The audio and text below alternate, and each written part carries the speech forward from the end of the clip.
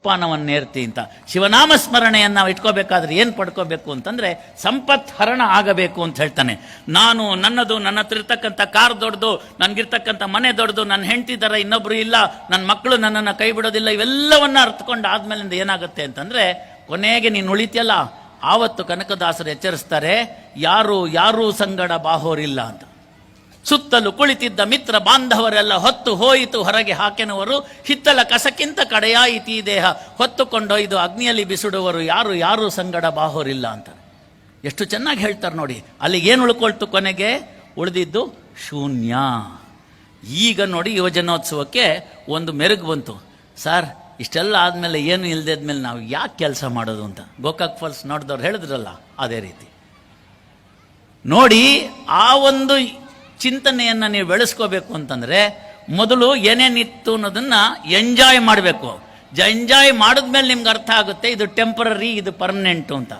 ಒಂದೇ ದಿನ ಒಂದೇ ಒಂದು ರುಚಿ ಗೊತ್ತಿಲ್ಲದೆ ಇರತಕ್ಕಂಥ ಒಂದು ತಿಂಡಿಯನ್ನು ಒಬ್ಬ ವ್ಯಕ್ತಿಗೆ ಹೇಳಿದ್ರೆ ಇದು ಏನು ಅಂತ ಕೇಳ್ತಾನೆ. ನಮ್ಮ ನಾಡಿಗೆ ಆಗಿದ್ದು ಅದೇ ಅನಾನುಕೂಲವೇ. ನಮ್ಮ ನಾಡಿನಲ್ಲಿ ಯುವಶಕ್ತಿ 18ರಿಂದ 35 ಇರ್ತಕ್ಕಂಥ ಯುವಶಕ್ತಿ ಏನಿದೆ ಅದು ಇಡೀ ಪ್ರಪಂಚದಲ್ಲಿ ಇವತ್ತು ಯಾವ ದೇಶದಲ್ಲೂ ಇಲ್ಲ. ಜಪಾನಲ್ಲಿ ಕೇಳಿದ್ರೆ ಎಲ್ಲ 70 ತುಂಬಿರೋರೇನೆ. ಬೇರೆ ಬೇರೆ ದೇಶಗಳಲ್ಲಿ ಕೇಳಿದ್ರೆ ಈ ಯುವಶಕ್ತಿ ಇಲ್ಲ. ಈ ಯುವಶಕ್ತಿ ಇರ್ತಕ್ಕಂಥದ್ದು ನನ್ನ ಭಾರತಾಂಬೆಯ ಒಡಲಿನಲ್ಲಿ ಮಾತ್ರ. ಆ ಭಾರತದಲ್ಲಿರ್ತಕ್ಕಂಥ ಯುವಜನರೇ ಶಕ್ತಿ. ಆ ಶಕ್ತಿಯನ್ನು ಹಾಳು ಮಾಡಬೇಕು ಅಂತ ತಿಳ್ಕೊಂಡಂತಹ ಇಂಡೈರೆಕ್ಟ್ ವಾರು ಪ್ರಪಂಚದಾದ್ಯಂತ ನಡೆಸ್ತಿರ್ತಕ್ಕಂಥದ್ದು ನಮ್ಮ ದೇಶದ ಮೇಲೆ. ಹೇಗೆ ನಡೆಸ್ತಾ ಇದ್ದಾರೆ ಅಂತ ಕೇಳಿದ್ರೆ ಆಟದಲ್ಲಿ, ಓಟದಲ್ಲಿ, ಊಟದಲ್ಲಿ, ನಡೆನುಡಿಗಳಲ್ಲಿ, ವಿಚಾರಗಳಲ್ಲಿ ನೀವು ತಿಳ್ಕೊಂಡಿರ್ತಕ್ಕಂಥ ದೇವಸ್ಥಾನಗಳು ತಪ್ಪು, ನಿಮ್ಮ ಗುರುಗಳೆಲ್ಲ ಡೋಂಗಿಗಳು, ಅಲ್ಲಿ ಸಿಗ್ತಕ್ಕಂಥ ಡೋಂಗಿ ಸ್ವಾಮಿಗಳನ್ನು ತೋರಿಸಿ ನಿಮ್ಮ ಸ್ವಾಮಿಗಳವರೆಲ್ಲ ಕೆಟ್ಟವರು.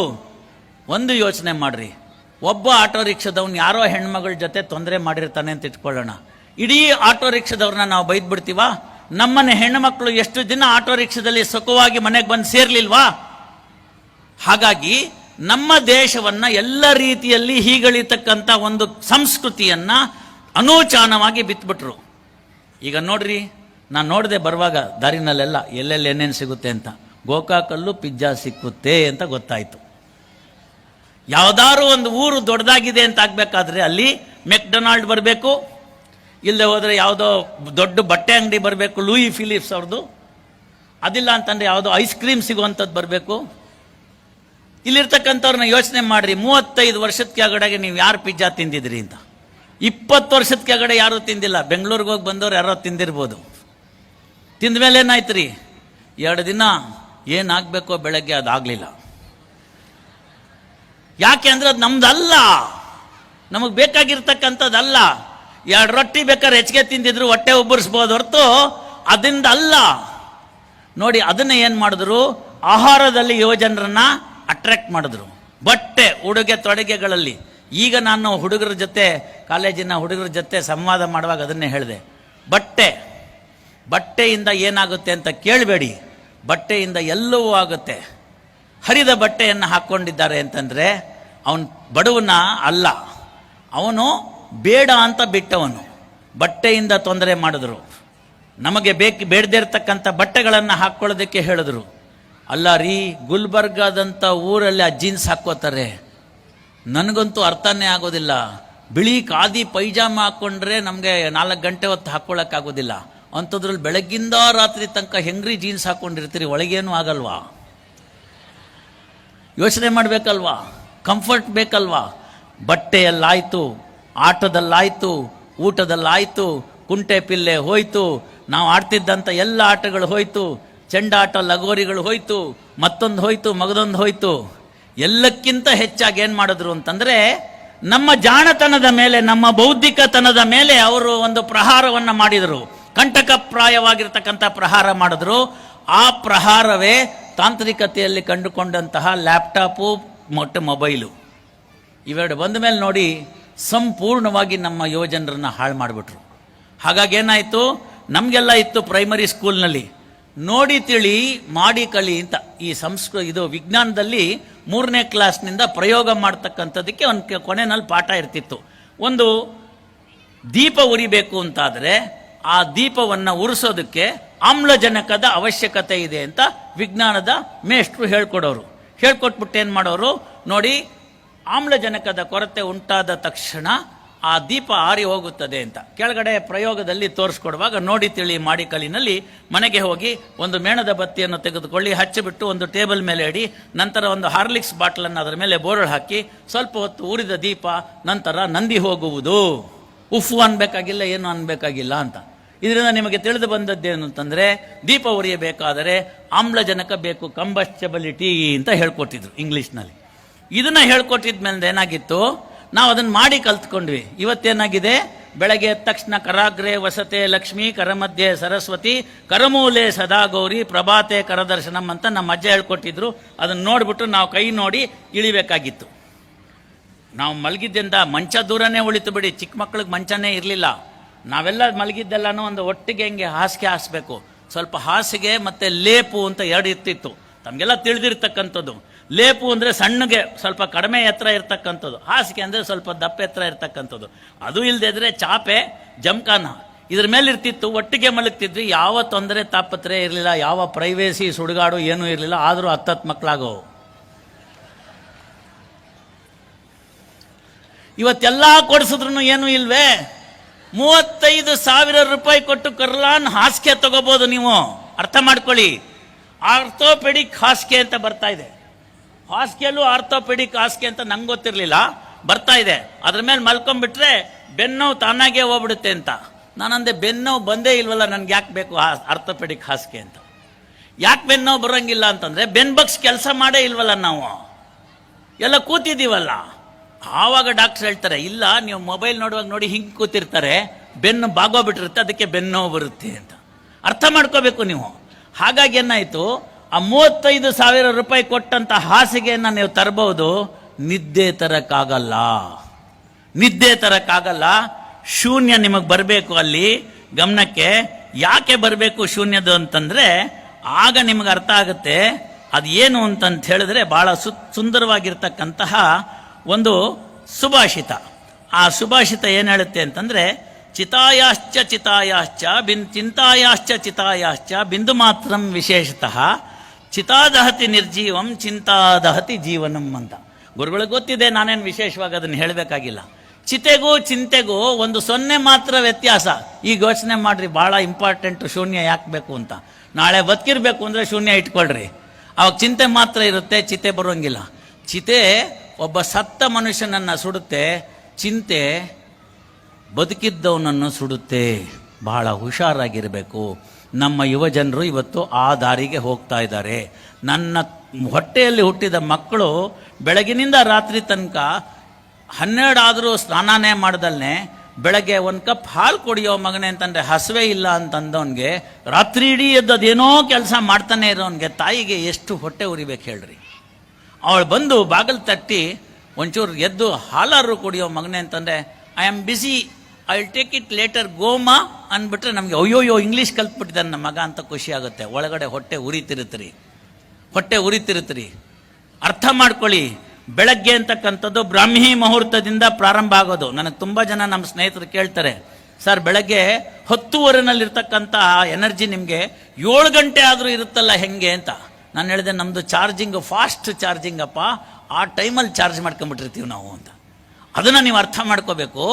ನಮ್ಮ ಹುಡುಗರಿಗೆ ಸಂಸ್ಕೃತಿಯನ್ನು ಕಳಿಸ್ಕೊಡಿ. ತಾಯಂದ್ರು ಎಡುತ್ತಾ ಇದ್ದೀವಿ, ತಂದೆಯರು ಎಡುತ್ತಾ ಇದ್ದಾರೆ. ತಾಯಂದ್ರ ಮೇಲೆ ಹೆಚ್ಚು ಜವಾಬ್ದಾರಿ ಇದೆ. ನೀವು ಸರಿ ಹೋಗಿ ದಿನ ಎದ್ದು ಬೆಳಗ್ಗೆ 4:15 ಗಂಟೆಗೆ ಸ್ನಾನ ಮಾಡಿ, ಮನೆ ಮುಂದೆ ರಂಗೋಲಿ ಇಟ್ಟು, ಬಿಲ್ವಪತ್ರೆಯನ್ನು ತೆಗೆದುಕೊಂಡು ಹತ್ತಿರದಲ್ಲಿರ್ತಕ್ಕಂಥ ಶಿವಾಲಯಕ್ಕೆ 4 ಸತಿ ಹೋಗಿ ಬನ್ನಿ. ಎಲ್ಲೋಗಿದ್ಯಮ್ಮ ಅಂತ ಕೇಳ್ತಾನೆ. ನೋಡಪ್ಪ ಹೋಗಿದ್ದೆ, ಒಬ್ಬಳೇ ಹೋಗಕ್ಕೆ ಭಯ ಆಗುತ್ತೆ, ನಾಳೆಯಿಂದ ಬರ್ತೀಯ ಜೊತೆಗೆ ಅಂತ ಕೇಳಿ, ನಿಮ್ಮ ಮೇಲಿನ ಪ್ರೀತಿಗೆ ಬರ್ತೀನಿ ಅಂತಾನೆ. 4 ದಿನ ಬರ್ಮುಡ ಹಾಕೊಂಡು ಬಂದರೂ ಪರವಾಗಿಲ್ಲ, ಕರ್ಕೊಂಡೋಗಿ ಬಲವಂತವಾಗಿ. 5ನೇ ದಿನದಿಂದ ಸರಿ ಹೋಗ್ತಾನೆ. ಅಲ್ಲಿ ಬರ್ತಕ್ಕಂಥವ್ರು ನೋಡ್ತಾನೆ, ನನಗೂ ಒಂದು ದಟ್ಟಿ ಇದ್ರೆ ಕೊಡು, ನಾನು ಉಟ್ಕೊಂಡು ಬರ್ತೀನಿ ಅಂತಾನೆ. ಇದನ್ನು ನಾವು ಮಾಡ್ತಕ್ಕಂಥ ಜವಾಬ್ದಾರಿ ನಮ್ಮ ಕಡೆ ಇದೆ. ಬಲವಂತವಾಗಿ ಆದರೂ ಸರಿ ಮಾಡಿಸ್ಬೇಕು. ನಮಗೆ ಬಲವಂತವಾಗಿ ಹೇರಿದ್ರಿಂದ ನನಗೆ ಎಷ್ಟೋ ಸಂಸ್ಕೃತದ ವಿಚಾರಗಳು ಆಗ ಬಲವಂತವಾಗಿ ಹೇರಿದ್ರಿಂದ ಗೊತ್ತಾಯಿತು. ಇವತ್ತು ಅದು ಅನುಕೂಲಕ್ಕೆ ಬರ್ತಾ ಇದೆ. ಸ್ವಂತ ಇಚ್ಛೆಯಿಂದ ನಾವು ಓದಕ್ಕೆ ಯಾರಿಗೂ ಇಷ್ಟ ಇರೋದಿಲ್ಲ.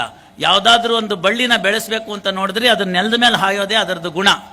ನೀವು ಅದರದಲ್ಲಿ ಬರ್ತಕ್ಕಂಥ ಕಾಯನ್ನು ಪಡಿಬೇಕು ಅಂತಾಯ್ತು ಅಂತಂದರೆ ಅದಕ್ಕೊಂದು ಚಪ್ರ ಹಾಕಬೇಕು, ಅದ್ರ ಮೇಲೆ ಹತ್ತಿಸ್ಬೇಕು. ಸುಲಭ ಸಾಧ್ಯಕ್ಕೆ ಯಾವ ಬಳ್ಳಿನೂ ಕೂಡ ಚಪ್ರಕ್ಕೆ ಹತ್ತಲ್ಲ. ನೀವು ಅದಕ್ಕೆ ಕೊಟ್ಟು ದಾರ ಕಟ್ಟಿ ಹತ್ಸಿದ್ಮೇಲ್ದ ಸಿಗ್ತಕ್ಕಂಥ ಫಲಗಳೇನಿದೆ, ಅದರಲ್ಲಿ ಸಿಗ್ತಕ್ಕಂಥ ಕಾಯಿ ಹಣ್ಣುಗಳೇನಿದೆ, ಅದನ್ನು ನೀವು ಪಡ್ಕೋಬೇಕಾದ್ರೆ ಮೊದಲು ಬಳ್ಳಿಯನ್ನು ನೀವು ಚಪ್ಪರ ಹಾಕಿ ಹತ್ತಿಸ್ಬೇಕು. ಅಲ್ಲಿ ನಾವು ಎಡವಿದೀವಿ, ನನ್ನ ಜನಾಂಗದವ್ರು ಎಡವಿದೀವಿ, ಅದನ್ನು ಬಿಡಬೇಕು. ಈಗ ನಮ್ಮ ಮಕ್ಕಳನ್ನ ಸರಿಪಡಿಸ್ಬೇಕು ಅಂತಂದರೆ ನಮ್ಮ ಕೈಯಲ್ಲಿದೆ, ಔಷಧಿ ನಮ್ಮ ಕೈಯಲ್ಲಿದೆ. ಯುವಜನರು ಹಾಳಾಗ್ತಾ ಇದ್ದಾರೆ ಅಂತ ಬರೀ ಹೇಳ್ಬಿಟ್ಟು ಬಾಯಿ ಮಾಡ್ಬಿಟ್ರು ಬಿಡೋದಲ್ಲ, ಯುವಜನರನ್ನ ನಮ್ಮ ಹತ್ರ ಸೆಳಿತಕ್ಕಂಥದ್ದು ಹೇಗೆ ಅಂತ ನೋಡಬೇಕಾಗಿದೆ. ಆ ಕೆಲಸವನ್ನು ತಾಯಂದರು ಮಾಡಿ ಮಠ ನಿಮ್ಮ ಪರವಕ್ಕೆ ನಿಂತ್ಕೊಳ್ಳುತ್ತೆ.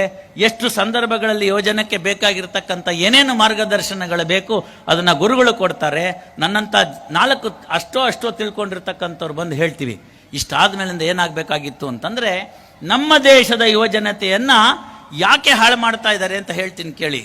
ಯಾಕೆ ಹಾಳು ಮಾಡ್ತಾ ಇದ್ದಾರೆ ಅಂತಂದರೆ, ಕೋವಿಡ್ ಬಂದ ನಂತರವೂ ಎಕನಾಮಿಕ್ಸ್ನಲ್ಲಿ ನಾಗಾಲೋಟದಿಂದ ಓಡ್ತಿರ್ತಕ್ಕಂಥ ಒಂದೇ ಒಂದು ದೇಶ ಇವತ್ತು ಪ್ರಪಂಚದಾದ್ಯಂತ ಇದೆ, ಅಲ್ಲಿ ರಿಸೆಷನ್ ಇಲ್ಲ ಅಂತಂದರೆ ಅದು ನಮ್ಮ ದೇಶ ಭಾರತ ಮಾತ್ರ. ಇವತ್ತಿನ ದಿನದ ಬಜೆಟ್ನ ಕೂಡ ನೋಡಿದೆ ನಾನು ಬರೋ ಮುಂಚೆ, ಅದರಲ್ಲೂ ಕೂಡ ಬೇಕಾದಷ್ಟು ಅನುಕೂಲಗಳನ್ನು ಮಾಡಿದ್ದಾರೆ. ಟೀಕೆಗಳು ಹೇಗೆ ಇರಲಿ, ನಾನೂ ತಮಾಷೆಗೆ ಅಂದಿದ್ದೀನಿ ನಿರ್ಮಲಾ ಸೀತಾರಾಮನ್ ಅವ್ರಿಗೆ, ಏನಪ್ಪ ರೂಪಾಯಿನಲ್ಲಿ 33 ರೂಪಾಯಿ ಇಸ್ಕೊಂಡ್ಬಿಡ್ತಾಳೆ ಅಂತ. 100 ರೂಪಾಯಿ ಬಂದರೆ 33 ರೂಪಾಯಿ ನಿರ್ಮಲಾ ಸೀತಾರಾಮನ್ಗೆ, 66 ರೂಪಾಯಿ ನನಗೆ, 1 ರೂಪಾಯಿ ಮಠಕ್ಕೆ ಅನಾನುಕೂಲಕ್ಕೆ ಅನುಕೂಲಕ್ಕೆ ಅಂತ ಇರ್ತಕ್ಕಂಥದ್ದು ನಂದು. ಟ್ಯಾಕ್ಸ್ ಫೈಲಿಂಗ್ ಈಸ್ ಈಸಿ ನಂದು. 100 ರೂಪೀಸ್ ಅಂದರೆ 66 for me, 33 for Nirmala, 1 rupee for the ದೇವರು ಅಂತ. Easiest filing of the cases. ಈಗ ನೀವು ಬೇಕಾದ್ರೆ ನಮ್ಮ ಮನೆಗೆ ಹೋಗಿ ನೋಡಿ, ಧಾರವಾಡದಲ್ಲಿ ನಾವು ಬೀಗ ಹಾಕ್ದಲ್ಲೇ ಬಂದಿದ್ದೀವಿ.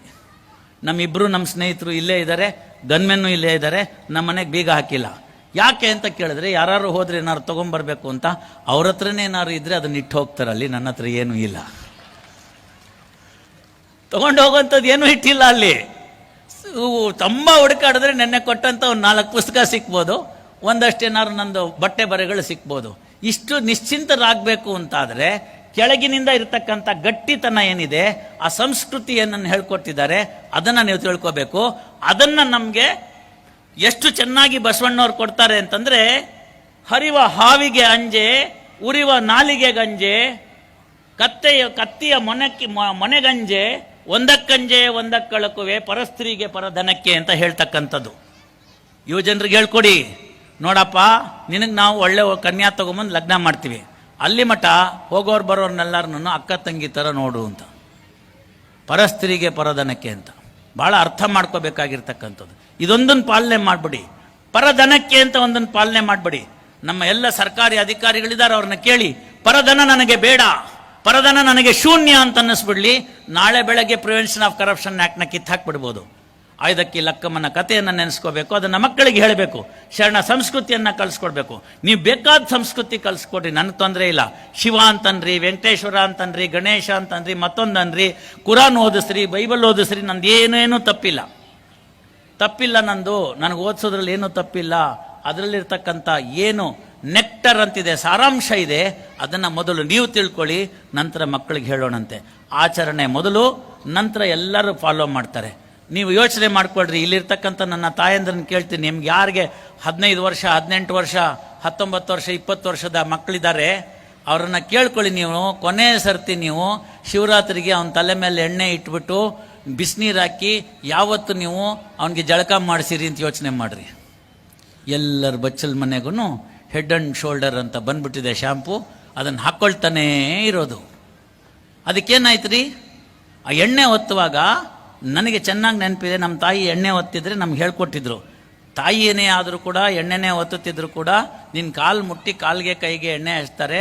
ಅವ್ರು ನಿನ್ನ ಕಾಲು ಮುಟ್ಟಿದ ತಕ್ಷಣ ನೀನು ಅವಳು ಕಣ್ಣೊತ್ತಿತ್ಕೋಬೇಕು ಅಂತ. ಇವತ್ತೇನಾಗಿದೆ ರೀ, ಅದೇ ತಾಯಿ ಮುಂದೆ ಕಾಲನ್ನ ಟೀಪಾಯ್ ಮೇಲೆ 2 ಕಾಲು ಹಾಕ್ಕೊಂಡು ಹೀಗೆ ನೋಡ್ತಿರ್ತಾನೆ ಮೊಬೈಲು. ತಾಯಿ ಬಂದರೂ ಅಷ್ಟೇ, ತಂದೆ ಬಂದರೂ ಅಷ್ಟೇ, ಗುರುಗಳು ಬಂದರೂ ಅಷ್ಟೇ, ಎಚ್ಚರ ಆಗೋಂಗಿಲ್ಲ ಅದು. ಇದು ನಮಗೆ ಯುವಜನರಿಗೆ ಆಗಿರ್ತಕ್ಕಂಥದ್ದು. ಇದಿಷ್ಟು ಫಿಸಿಕಲಿ ಇಂಟಲೆಕ್ಚುಯಲಿ ಮಾಡಿದ್ರೆ ಬಹಳ ದೊಡ್ಡದಾಗಿರ್ತಕ್ಕಂಥ ಒಂದು ವ್ಯೂಹ ನಡೀತಿದೆ. ಅರ್ಥ ಮಾಡ್ಕೊಳ್ಳಿ ಯುವಜನರು, ಇದನ್ನು ಅರ್ಥ ಮಾಡ್ಕೋಬೇಕು. ತಾಯಂದರು, ತಂದೆಯರು, ನಿಮ್ಮ ಮಕ್ಕಳು ಕರೆಕ್ಟ್ ಸಮಯಕ್ಕೆ ಬರ್ತಿಲ್ಲ ಮನೆಗೆ ಅಂದರೆ ಕಣ್ಣಿಡ್ರಿ, ತಪ್ಪಿಲ್ಲ. ಗೂಢಚಾರಿಕೆ ಮಾಡಿ ತಪ್ಪಿಲ್ಲ, ಪತ್ತೇದಾರಿಕೆ ಮಾಡಿ ತಪ್ಪಿಲ್ಲ. ನನಗೂ 2 ಮಕ್ಕಳು, ಅವ್ರು ಆ ಸಂದರ್ಭದಲ್ಲಿದ್ದಾಗ ನಾನು ಸಾಯಂಕಾಲ ಎಷ್ಟೊತ್ತಾದ್ರೂ ಅವ್ನ ಮನೆಗೆ ಬರೋ ತನಕ ಕಾಯ್ತಾ ಇದ್ದೀನಿ. ಈಗ ಅವನು ವಕೀಲನಾಗಿದ್ದಾನೆ. ವಕೀಲನಾಗಿದ್ರು ಕೂಡ ಅವ್ನು ಯಾವತ್ತಾರೋ ರಾತ್ರಿ ಲೇಟು ಅಂತಂದ್ರೆ ಅವ್ನು ಬರೋ ತನಕ ನಾನು ಎದ್ದಿರ್ತೀನಿ. ಮಾರನೇ ದಿನ ಎಷ್ಟೇ ಹೊತ್ತಾಗಿದ್ರು ನಮ್ಮಪ್ಪ ಎದ್ದಿರ್ತಾನೆ ಅಂತ ಬೇಗ ಬರ್ತಾರೆ. ಅರ್ಥ ಮಾಡ್ಕೊಳ್ಳಿ ನೀವು. ಅವ್ರ ಮನಸ್ಸಲ್ಲಿ ಚುರುಚುರು ಅಂತಿರುತ್ತೆ, ನಮ್ಮಪ್ಪ ಎದ್ದಿರ್ತಾರಪ್ಪ ಬೇಗ ಹೋಗ್ಬಿಡೋಣ ಅಂತ.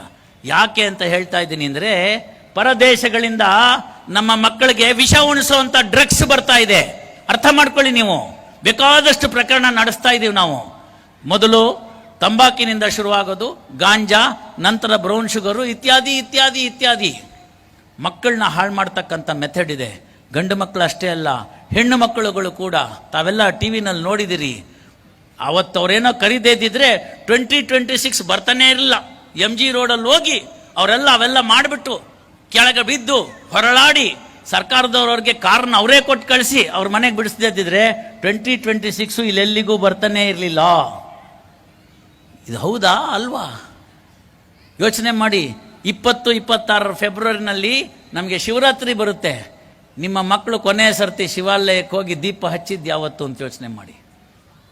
ನಿಮ್ಗೆ ಅವಾಗೆಲ್ಲ ಅನ್ನಿಸ್ಬೇಕು, ಯುವಜನತೆ ದಾರಿ ತಪ್ಪಿದ್ದಾರೆ ಅಂತಂದ್ರೆ ನೇರವಾಗಲ್ದೇದಾದ್ರೂ ಕೂಡ ಪರೋಕ್ಷವಾಗಿ ನಾವೇ ಹೊಣೆಗಾರರು. ಗುರುಗಳಂದ್ರು ಯುವಜನರಿಗೆ ಹೇಳಬೇಕು ಅಂತ. ಯುವಜನರಿಗೆ ಹೇಳ್ತಾ ಇದ್ದೀನಿ, ನನ್ನ ಅಣ್ಣ ತಮ್ಮಂದರು, ಅಕ್ಕ ತಂಗಿರು, ನನ್ನ ಮಕ್ಕಳ ಸಮಾನರು ಯಾರಿದ್ದಾರೆ ಅವ್ರಿಗೆಲ್ಲ ಹೇಳ್ತಾ ಇದ್ದೀನಿ, ನಿಮ್ಮ ತಾಯಿ ತಂದೆಯನ್ನ ಗೌರವಿಸ್ತಕ್ಕಂಥದ್ದು ಮೊದಲನೇದು ಮಾತು ಕಳೀರಿ. ನೀವು ಎಕ್ಸಾಮಿನೇಷನ್ ಎಷ್ಟೇ ಪ್ರಿಪೇರ್ ಮಾಡ್ಕೊಂಡು ಹೋಗಿರಿ, ಬೇಕಾದ್ ಮಾಡ್ಕೊಂಡು ಹೋಗಿರಿ, ಹೋಗೋ ಮುಂದೆ ನಿಮ್ಮ ತಂದೆ ಇದ್ರೆ ತಂದೆ, ತಾಯಿ ಇದ್ರೆ ತಾಯಿ, ಅವರಿಬ್ರು ಮನೆಯಲ್ಲೆಲ್ಲ ಕೆಲಸಕ್ಕೆ ಹೋಗಿದ್ದಾರೆ ಅಂತಂದ್ರೆ ಅವರ ಅಜ್ಜ ಅಜ್ಜಿ ಯಾರಿರ್ತಾರೆ ಅವ್ರ ಕಾಲು ಮುಟ್ಟು ಹೋಗ್ರಿ. ನಿಮಗೆ ಅಕಸ್ಮಾತ್ ಕಷ್ಟವಾಗಿರ್ತಕ್ಕಂಥದ್ದು ಯಾವುದೇ ಒಂದು ಪ್ರಶ್ನೆಗೆ ಉತ್ತರ ಹೊಳಿಲಿಲ್ಲ ಅಂದರೆ ಇವರು ಮಟ್ಟು ಅವತ್ತು ಚೆನ್ನಾಗಿ ಮಾಡಪ್ಪ ಅಂತ ಹೇಳಿ ಆಶೀರ್ವಾದ ಏನು ಮಾಡಿದ್ದಾರೆ ಅದರಿಂದ ಆ ಉತ್ತರ ನಿಮಗೆ ಹೊಳೆಯುತ್ತೆ, ಹೊಳೆದು ನೀವು ಉದ್ಧಾರ ಆಗ್ತೀರಿ ಅಂತಕ್ಕಂಥದ್ದನ್ನು ತಿಳ್ಕೊಳ್ಳಿ. ಇದು ನನ್ನ ಮಕ್ಕಳ ಸಮಾನರಾಗಿರ್ತಕ್ಕಂಥ ಯುವಜನರಿಗೆ ಹೇಳ್ತಕ್ಕಂಥದ್ದು. ಇದು ನನ್ನ ವೈಯಕ್ತಿಕವಾಗಿರ್ತಕ್ಕಂಥ ನಂಬಿಕೆನೂ ಹೌದು. ಇದು ಖಂಡಿತ ಮೂಢನಂಬಿಕೆ ಅಲ್ಲ, ಇದು ಮೂಲ ನಂಬಿಕೆ. ಅರ್ಥ ಮಾಡ್ಕೊಳ್ಳಿ, ಇದು ಮೂಲ ನಂಬಿಕೆ. ತಂದೆ ತಾಯಿಗಳು ಮಾತ್ರ ನಿಮ್ಮ ಯಶಸ್ಸನ್ನು ಆಶಿಸ್ತಕ್ಕಂಥವ್ರು. ನಿನ್ನ ಬೆಸ್ಟ್ ಫ್ರೆಂಡ್ ಅಲ್ಲ, ನಿಮ್ಮ ಮೇಷ್ಟ್ರಲ್ಲ. ಅಂತಹ ಮೇಷ್ಟ್ರುಗಳಿದ್ರು ಈಗಿನ ಕಾಲದಲ್ಲಿ ಸ್ವಲ್ಪ ಕಷ್ಟ ಆಗಿದ್ದಾರೆ. ಹೇಗೋ ಇರಲಿ, ಕೆಲವು ಮೇಷ್ಟ್ರುಗಳು ಕೂಡ ಮನಸ್ಫೂರ್ತಿಯಾಗಿ ಹೇಳ್ತಾರೆ. ಇನ್ನು ಕೆಲವರು ಮೇಷ್ಟ್ರಿದ್ದಾರೆ, ನಮ್ಮ ಸ್ಕೂಲಲ್ಲಿ ಚೆನ್ನಾಗಿ ನಂಬರ್ ಬರಬೇಕು, ನಾವು ಚೆನ್ನಾಗಿ ಉದ್ಧಾರ ಆದರೆ ನಮ್ಮ ಸ್ಕೂಲೇ ನಂಬರ್ 1 ಅಂತ ಎಲ್ರಿಗೂ ಕಾಪಿ ಹಚ್ಚಿಬಿಡೋದು. ಅದಲ್ರಿ, ಅದು ಉಪಯೋಗ ಆಗೋದಿಲ್ಲರಿ. ತೆಂಗಿನ ಮರ ಹತ್ತವ್ರನ್ನ ಎಲ್ಲಿ ತನಕ ಹತ್ತಿಸ್ಬೇಕು ನೋಡ್ರಿ, ಕೈ ನಿಲ್ಕೋ ತನಕ ಹತ್ತಿಸ್ಬೋದು. ಅಲ್ಲಿಂದ ಆಚೆಗೆ ಅವ್ನು ಹತ್ತೋದು ಬರಬೇಕು. ಬರೀ ಹತ್ತಿದ್ರೆ ಸಾಲ್ರಿ, ಇಳಿಯೋದನ್ನು ಕಲಿಬೇಕ್ರಿ. ಒಂದು 4ನೇ ಕ್ಲಾಸಿನ 5ನೇ ಕ್ಲಾಸಿನ ಪದ್ಯ, ಮೂಡುವನು ರವಿ ಮೂಡುವನು ಕತ್ತಲೊಡನೆ ಜಗಳಾಡುವನು ಅಂತ. ಮೂಡಣ ರಂಗಸ್ಥಳದಲ್ಲಿ ನೆತ್ತರು ಮಾಡುವನು ಕುಣಿದಾಡುವನು ಅಂತ. ಏರುವನು ರವಿ ಏರುವನು ಬಾನೊಳು ಸಣ್ಣಗೆ ತೋರುವನು ಏರಿದವನು ಚಿಕ್ಕವನಿರಬೇಕಲೇ ಎಂಬ ಮಾತನ್ನು ಸಾರುವನು ಅಂತ ತಿಳಿಸ್ಕೊಟ್ಟಂಥ ಕವಿಗಳಿರ್ತಕ್ಕಂಥದ್ದು. ಭಾರತ ಹುಣ್ಣಿಮೆ, ಮುಂದಿನ ಭಾರತದ ಹುಣ್ಣಿಮೆಯಲ್ಲಿ ಇವತ್ತು ನಾನು ಏನು ನಿಮ್ಮ ಹತ್ರ ಒಂದು 20 ರಿಂದ 25 ನಿಮಿಷವನ್ನು ಕಳೆದಿದ್ದೇನೆ, ಅದು ಸಾರ್ಥಕವಾಗಬೇಕು ಅಂತಂದರೆ ನಿಮ್ಮಲ್ಲಿರ್ತಕ್ಕಂಥ ಒಬ್ಬ ಹುಡುಗ ಬಂದು ನಮ್ಮ ಮುರುಘರಾಜೇಂದ್ರ ಗುರುಗಳ ಹತ್ರ ಕಾಲಿಗೆ ಬಿದ್ದು, ಗುರುಗಳೇ ಮುಂದಿನ ವರ್ಷ ಶರಣ ಸಂಸ್ಕೃತಿ ಉತ್ಸವದಲ್ಲಿ 5 ತೊದಲು ನುಡಿಗಳನ್ನು ಆಡ್ತೀನಿ, ಅವಕಾಶ ಮಾಡಿ ಅಂತ ಕೊಟ್ಟರೆ ಅವತ್ತಿನ ದಿವಸ ನೀವು ನಾನು ಇವತ್ತು ಪಟ್ಟ ಶ್ರಮ ಸಾರ್ಥಕವಾಗುತ್ತೆ. ಗುರುಗಳಿಗೆ ಖಂಡಿತ ಸಂತೋಷವಾಗುತ್ತೆ.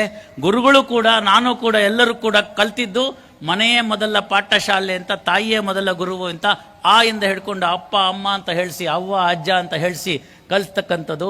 ಇವತ್ತು ಮುರುಘರಾಜೇಂದ್ರರು ಆಧ್ಯಾತ್ಮಿಕದಲ್ಲಿ ದೊಡ್ಡ ಕೆಲಸವನ್ನು ಮಾಡಿದ್ದಾರೆ. ಇತರ ಗುರುಗಳು ಕೂಡ ಅವರಿಗೆ ಬಹಳ ಸಹಾಯ ಹಸ್ತವನ್ನು ಕೊಟ್ಟಿದ್ದಾರೆ.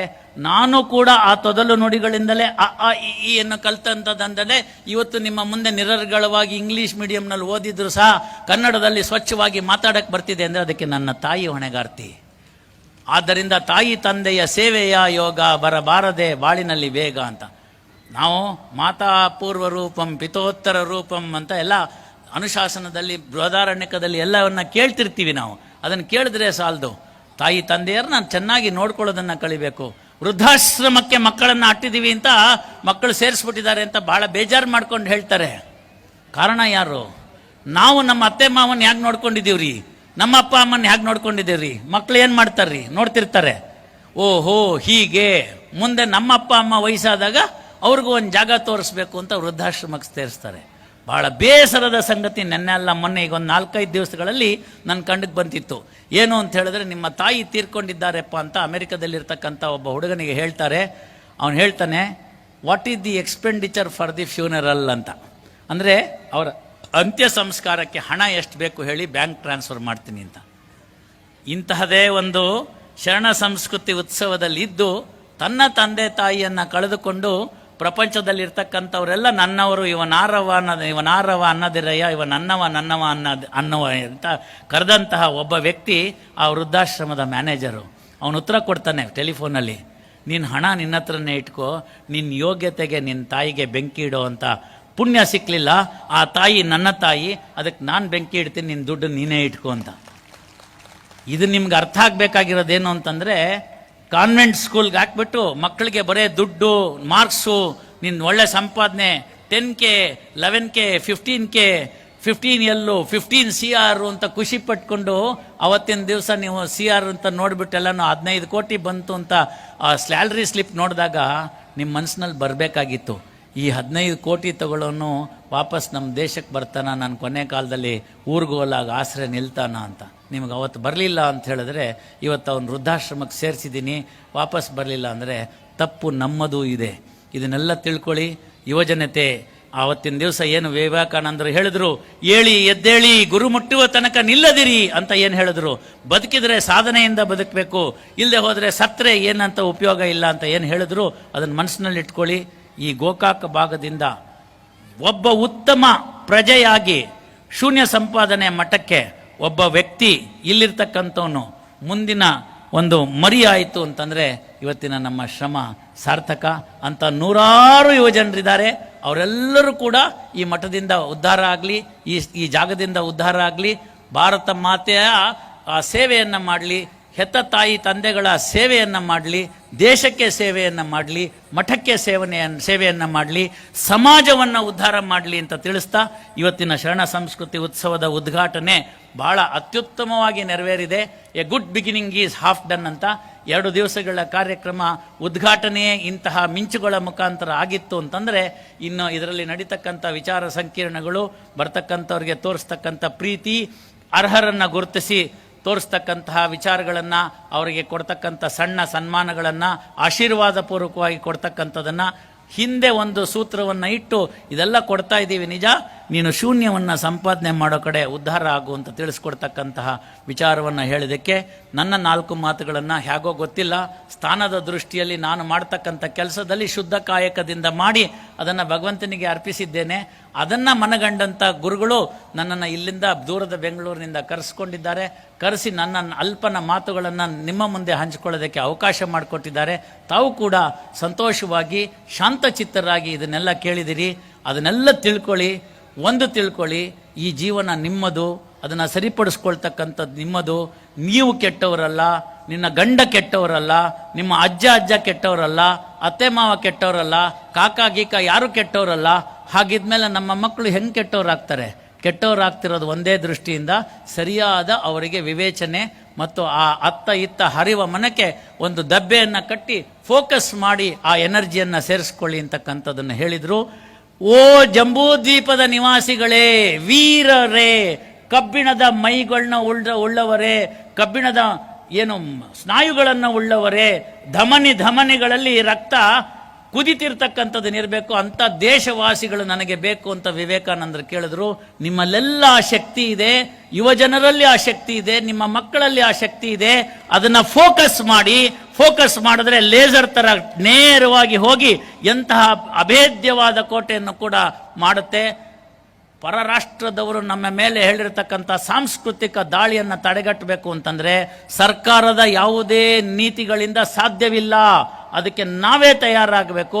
ಹೊರಗಡೆಯಿಂದ ಬರ್ತಕ್ಕಂಥ ಯೋಧರನ್ನು ನಾವು, ಹೊರಗಡೆ ರಾಷ್ಟ್ರದ ಶತ್ರು ರಾಷ್ಟ್ರಗಳನ್ನ, ಅವರನ್ನು ತಡಿಲಿಕ್ಕೆ ಉತ್ತಮವಾಗಿರ್ತಕ್ಕಂಥ ಸೈನಿಕರ ಶಕ್ತಿ ಇದೆ. ಈ ಭಾಗದಿಂದ ಬಹಳಷ್ಟು ಜನ ಸೈನಿಕರಲ್ಲಿ ಹೋಗಿ ಕೆಚ್ಚದೆ ಒಡ್ಡಿ ಗುಂಡುಗಳು ನನಗೆ ಬೀಳಲಿ ಅಂತಕ್ಕಂಥ ಧೈರ್ಯವಂತರಿದ್ದಾರೆ. ಆದರೆ ನಮ್ಮ ದೇಶದ ಒಳಗಡೆನೇ ಇರತಕ್ಕಂಥ ಶತ್ರುಗಳನ್ನ ಓಡಿಸೋದಕ್ಕೆ ಶೂನ್ಯ ಸಂಪಾದನೆ ಮಠದಂಥ ಶರಣ ಸಂಸ್ಕೃತಿ ಉತ್ಸವ ಕಾರಣವಾಗಬೇಕು ಅಂತ ಹೇಳ್ತಾ ನನ್ನ 4 ಮಾತುಗಳಿಗೆ ವಿರಾಮ ಹೇಳ್ತಾ ಇದ್ದೀನಿ. ಎಲ್ಲವನ್ನು ಕೂಡ ಶೂನ್ಯ ಸಂಪಾದನೆ ಮಠದ ಗುರುವಿನಲ್ಲಿ ಅರ್ಪಿಸ್ತಾ ಇದ್ದೀನಿ. ನನ್ನದೇನೂ ಅಲ್ಲ, ನಾನು ಗುರುವೇ, ನಾನು 1-0 ಗೆಲ್ಲಿ ಬೆಲೆ ಇದೆ ಅಂತ ತಿಳಿಸ್ತಾ ನನ್ನ ಮಾತುಗಳಿಗೆ ವಿರಾಮ ಹೇಳ್ತಾ ಇದ್ದೀನಿ. ಭದ್ರ ಸುಭದ್ರವಾದುದು ಭಾರತದ ಧರ್ಮ ಸಂಸ್ಕೃತಿಯ ಅಡಿಪಾಯ. ಇದು ಸಂತರು ಶರಣರು ಮಹಂತರು ಹಾಕಿದ ಪಾಯ. ಪೂರ್ಣತೆಯತ್ತ ಸಾಗಲಿ ಭಗವಂತನಿತ್ತ ಈ ಕಾಯ, ಸದ್ಬಳಕೆಯಾಗಲಿ ಸಾರ್ಥಕವಾಗಲಿ ನಮ್ಮ ಯುವಕರ ಪ್ರಾಯ, ನಮ್ಮ ಯುವಕರ ಪಾಯ ಎಂಬ ಅರ್ಥದಲ್ಲಿ ಅತ್ಯಂತ ಮನೋಜ್ಞವಾದ ಮೌಲ್ಯಭರಿತ ಮಾತುಗಳನ್ನು ಆಡ್ತಾ, ಕೋಟಿ ಹಣವಿರಲೇನು ಫಲ ಬಂತು ಸಾಟಿಯಾಗದು ಜನ್ಮದಾತರಿಗೆ, ಲೋಕವನ್ನೇ ತೂಗಿದರೂ ಅದು ತೂಕವಾಗದು ತಂದೆ ತಾಯಿಗೆ ಎಂಬ ಮಾತನ್ನ ನೆನಪಿಸಿರುವಂತಹ ಮಾನ್ಯ ಉಚ್ಚ ನ್ಯಾಯಾಲಯದ ನ್ಯಾಯಮೂರ್ತಿಗಳು ಮಾನನೀಯ ಶ್ರೀ ವಿ ಶ್ರೀಶಾನಂದ ಸಾಹೇಬರಿಗೆ ತಮ್ಮೆಲ್ಲರ ಅಭಿಮಾನದ ಚಪ್ಪಾಳೆಗಳೊಂದಿಗೆ ಮತ್ತೊಮ್ಮೆ ಧನ್ಯವಾದಗಳನ್ನು